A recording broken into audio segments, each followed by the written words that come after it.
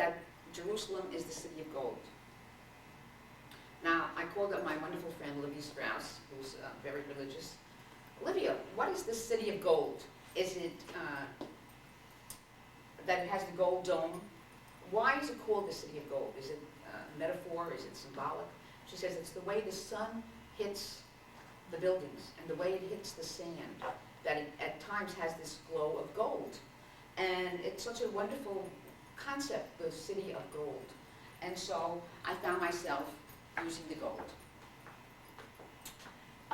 When I was doing the sky, I was afraid to do the sky. I didn't know what color to do the sky, and I didn't know how to really tackle that.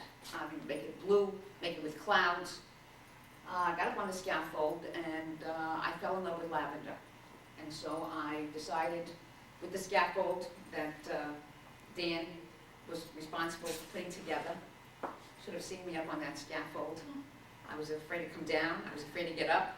I was afraid to be alone. What if I fall? Nobody will be here.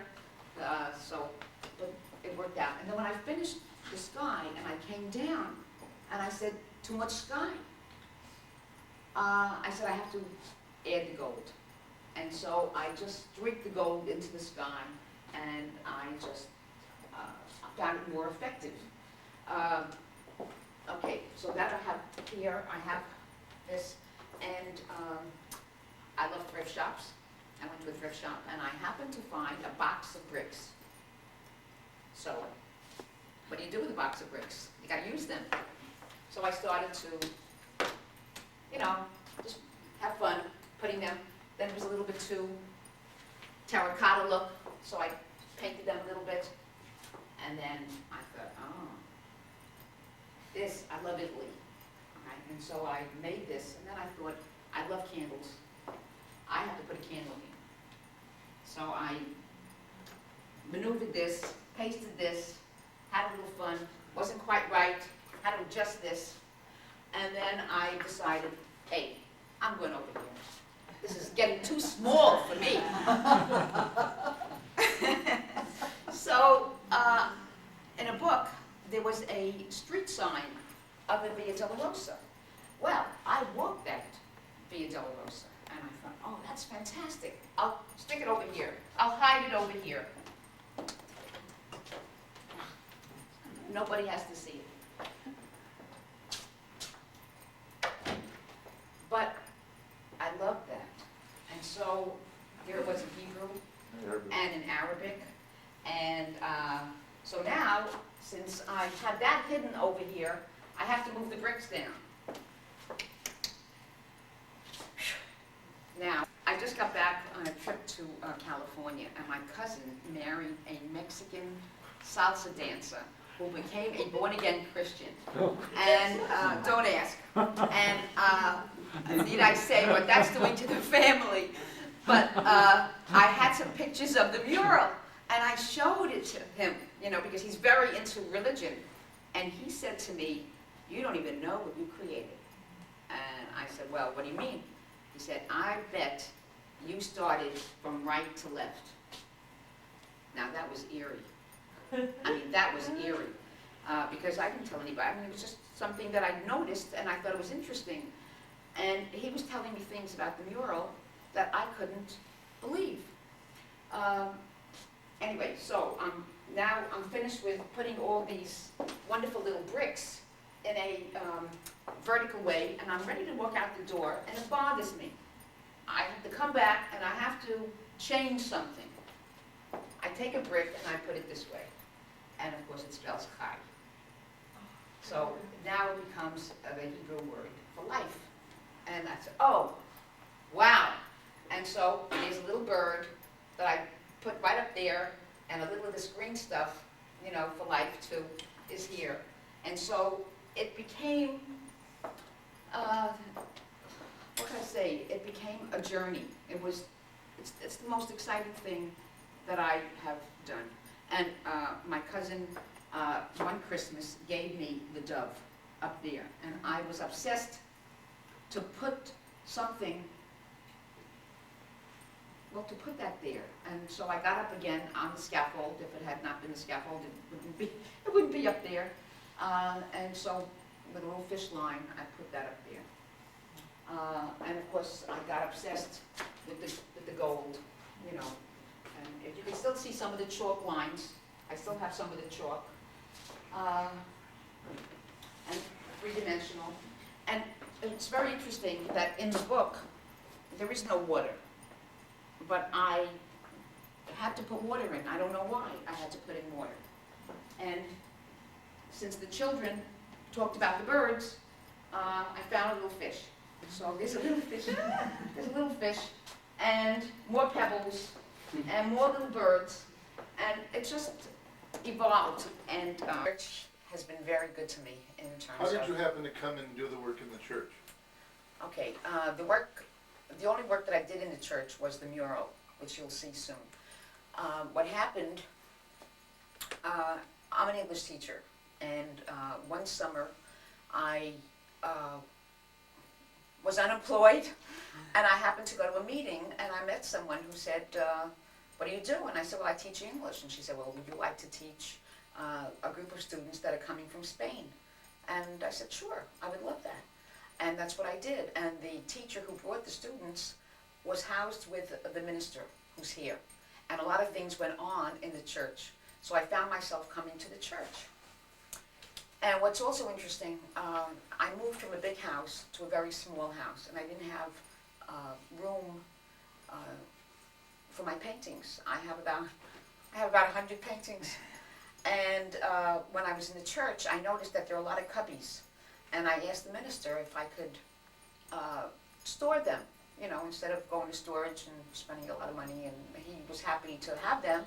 And he said, why don't you just hang them up? And that's what happened. And in the room where the mural is, he asked me if I wanted to hang up a picture. And I said, I'd like to do a mural. And once it was out of my mouth, I sort of stunned myself. And that's how that happened. And a nice Jewish girl finds this Presbyterian church. I never met a Presbyterian. Wilma, who's in the other room right now, she told me once she's Presbyterian. I said, you're the first Presbyterian I ever met.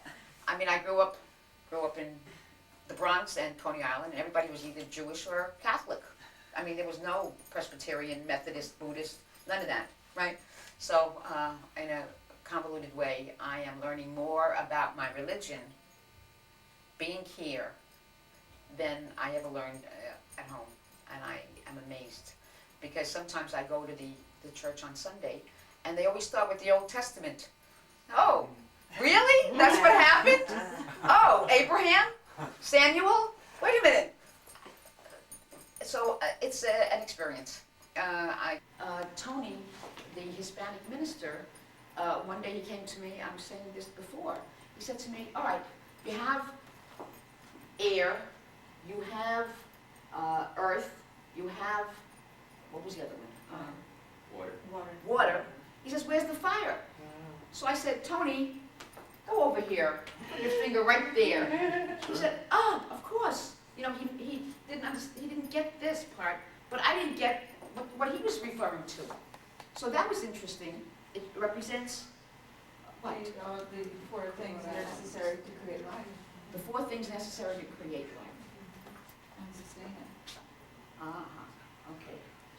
And then, now this is it. What do I do with the bottom here? The Reverend, who had a Bible study meeting, he said to me, why don't you make a wall?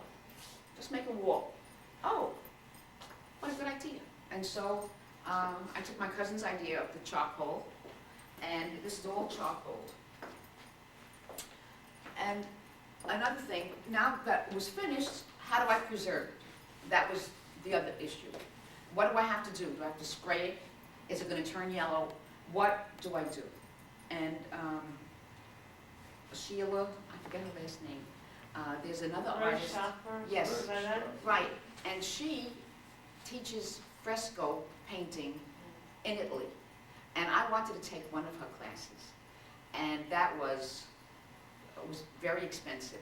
And I just kind of forgot about it, right? But part of me was fascinated with frescoes because a couple of years back I took a writing class in Italy, in Spoleto, and we were housed in a convent. So I lived in a convent for 2 weeks. And the rumor was that Michelangelo had painted the frescoes that were on the wall. And that fascinated me. And so part of me wanted to do that. And so ironically, I met Sheila. I said, Sheila, I have a problem, maybe you could help me out. It was at one of the art meetings. And I introduced myself. I had never met her, but I knew of her. And I said, I did this mural on cylinder blocks. Oh, the other thing was, should I put this on canvas? Well, I didn't know how to do that. I didn't know how to stretch the canvas. I didn't know. That scared me more than the wall. The wall, at least you could just, repaint and go away. So she said to me, well, what did you use? I said, acrylic paint. She said, you don't have to do anything. It's done. I said, I don't have to spray it. I don't have to do anything. She said, no, that's it. And I thought that was incredible. I mean, because that scared me too for a couple of weeks. How do I preserve this? And she solved the problem because there's something in acrylic paint. It's a bonding of a kind. It's plastic. It's a plastic. Thank you. It's a plastic. So I don't have to worry. Right. Was she right? Yes. I didn't want to go test it any So further. it's all acrylic? It's acrylic. I heard this message this morning that they discovered that children who hear Mozart will have their IQs increased and they'll become better mathematicians and scientists. And I said, oh really? How about artists, musicians? What about that? We don't honor that. I mean, that is... Doesn't pay well. That's what they're interested in. Better be a scientist than a mathematician. And it's interesting that in this room there are playwrights, artists, multi-talented, incredible people. I mean, it's really, we're all gifted. We've all been blessed. We've all been blessed. We all deserve to have rice thrown at us. That was such a great line. Throwing rice at us. Thank you. Thank you. Thank you. Let's have a hand for Adele.